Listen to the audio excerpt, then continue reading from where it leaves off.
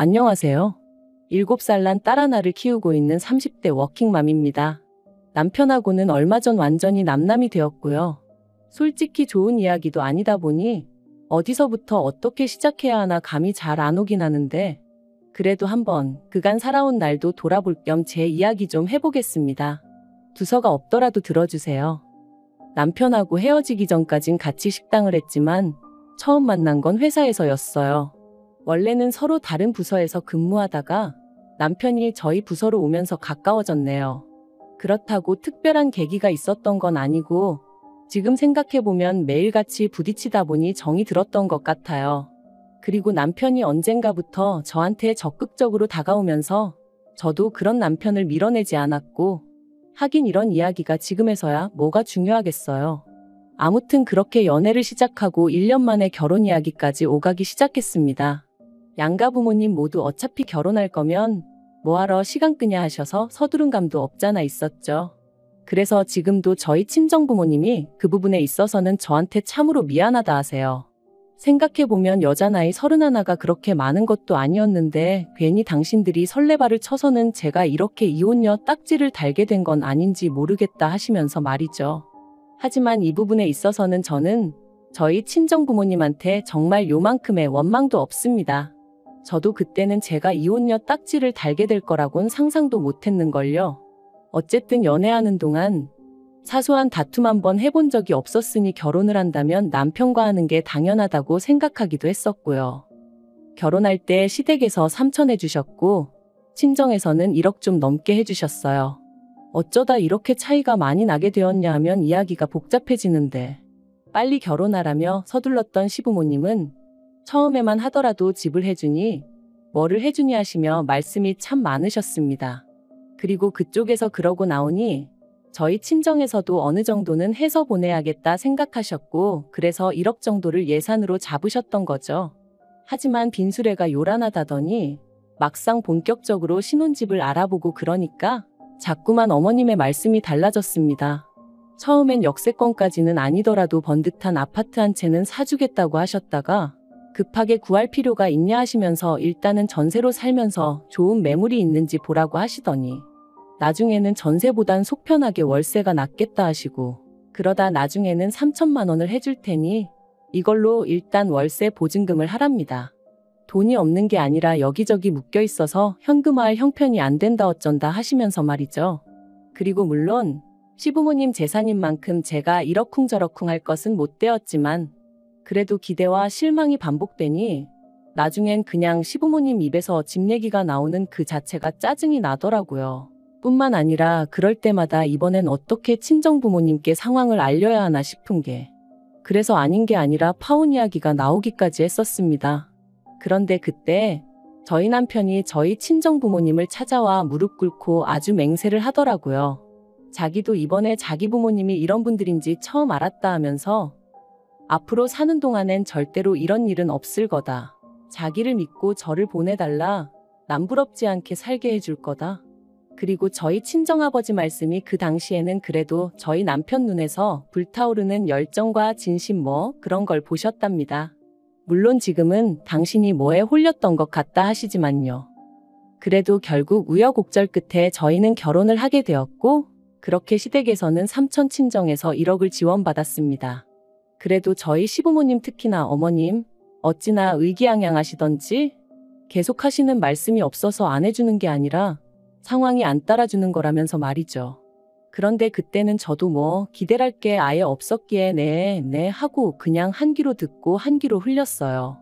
그냥 저는 저대로 남들 하는 만큼 며느리돌이만 하자고 마음을 먹었고요.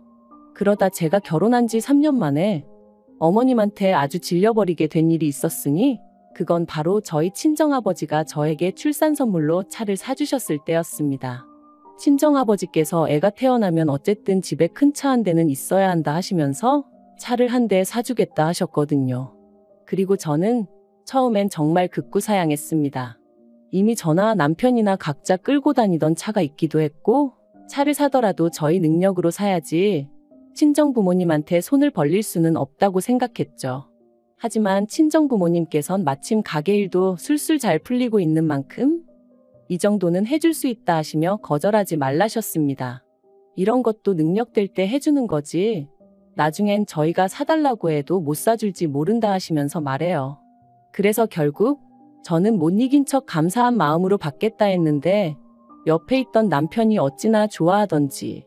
그리고는 말하기를 제가 아이 낳고 육아휴직에 들어가면 사실 운전할 일이 많이 없을 거 아니냐면서 그러면 자기가 종종 끌어도 되겠냐고 묻더라고요. 그래서 그럼 당신 차는 어쩌고 했더니 내 차는 처제주면 되잖아 그러는데 나름대로 그것도 방법이겠다 싶었어요. 그래서 좋은 게 좋은 거다 싶어. 남편도 그렇고 저도 그렇고 저희 친정 부모님도 그렇고 새 차의 주인이 누구냐에 대해선 크게 개의치 않기로 했죠. 그런데 정작 어머님께선 남편 차를 어떻게 처리할지를 두고 어떻게 당신과 상의 한마디 하는 사람이 없냐며 크게 화를 내셨습니다. 그리고는 덧붙이시기를 그 차를 사던 당시 어머님이 현찰 600만 원을 보태주셨었다면서 그러니 그 차의 소유권이 어머님한테도 있는 거라며 제 여동생을 줄 거면 그 600만 원을 토해내라는 거예요. 얼마나 어이가 없던지.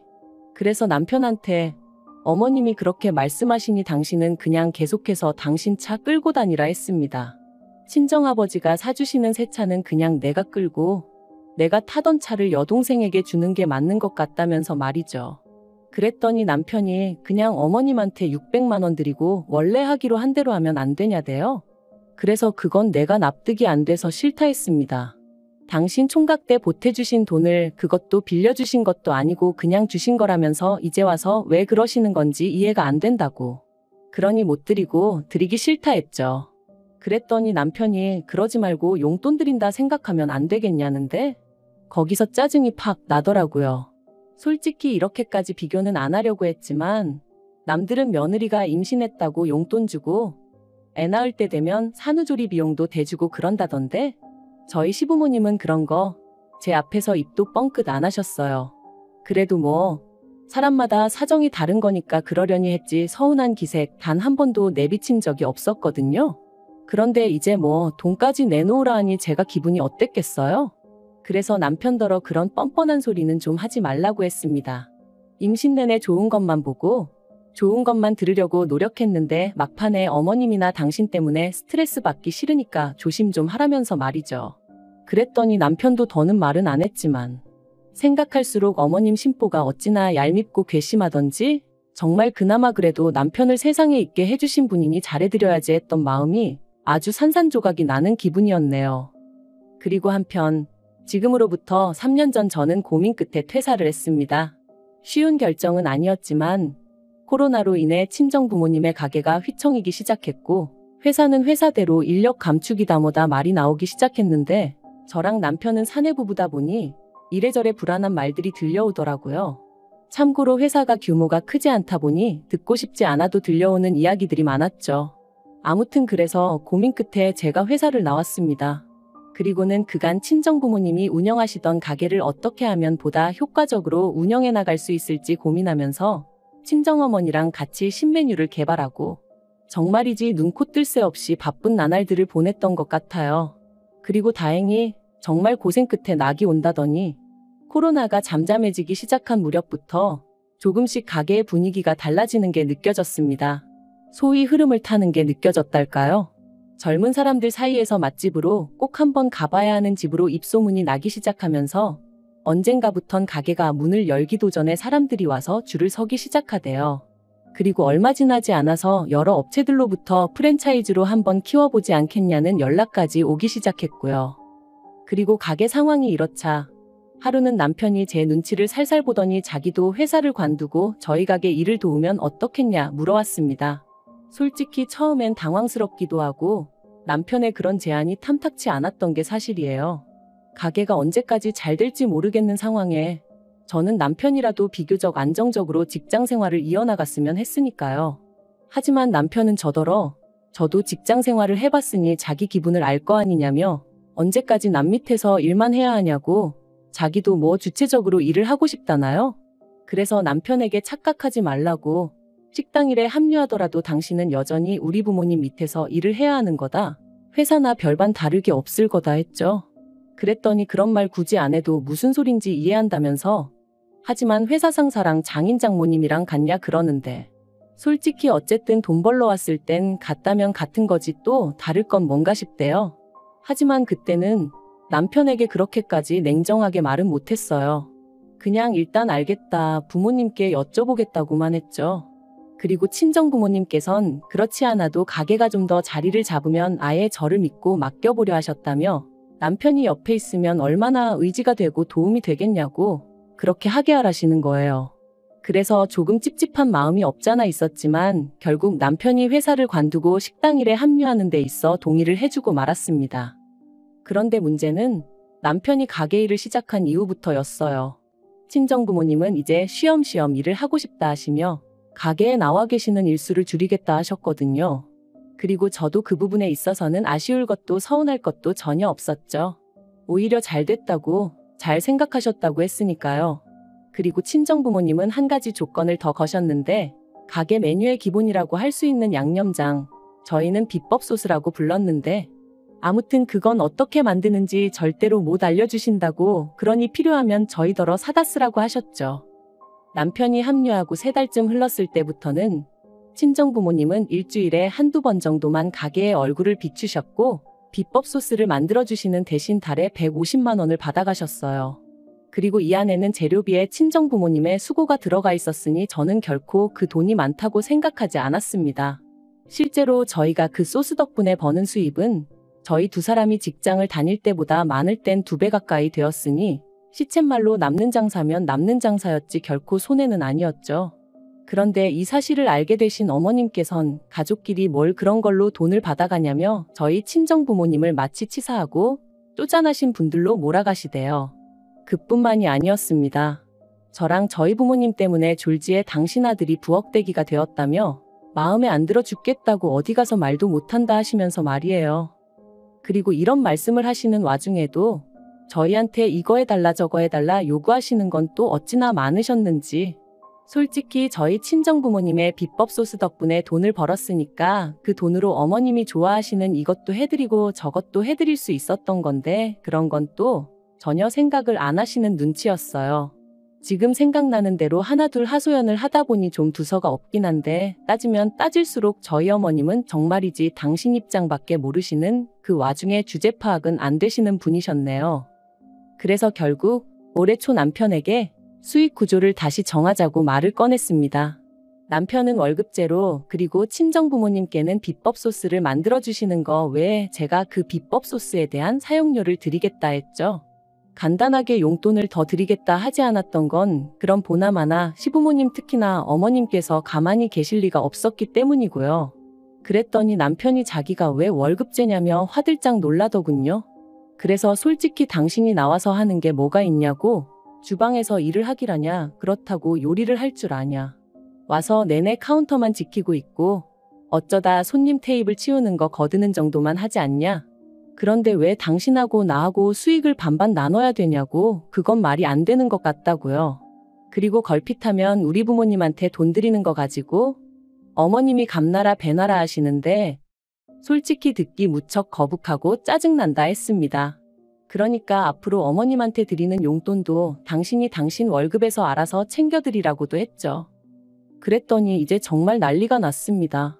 가뜩이나 자기한테 장부를 투명하게 오픈하지 않는 것도 섭섭했고 자기가 봤을 땐 그 비법 소스인지 뭔지 원가는 50만 원도 안 들 것 같은데 제 성격에 그런 거는 하나도 따져보지도 않고 그냥 장인 장모님이 150달러니까 그만큼 주는 거 보고 솔직히 자기가 저한테 너무 실망을 했대요. 반대로 그게 자기 부모님, 그러니까 시부모님이 그랬으면 제가 그렇게 대충 넘어갔겠냐면서요. 어이가 없었죠. 저희 부모님한테 가게를 받을 때 권리금도 한 푼 안 드렸어요. 제가 드린다고 했지만 친정아버지께서 딸한테 권리금을 받아서 뭐 하냐며 용돈이나 잘 줘라 하셨기에 조금 넉넉히 챙겨드렸을 뿐이거든요. 그리고 이 전후 사정을 남편도 뻔히 다 알고 있었고요. 그런데 피는 못 속인다더니 누가 어머님 아들 아니랄까봐 자기한테 불리한 건 싹 다 잊어버리고 모른 척하고 그냥 자기 기억하고 싶은 대로만 기억하면서 상대를 나쁜 사람으로 몰아가니 말이 통하지가 않았죠. 그래서 제가 남편한테 진짜 당신같이 뻔뻔한 사람은 처음이다 내력이냐 했습니다. 그랬더니 남편이 저더러 가게 팔아서 반을 위자료로 달래요.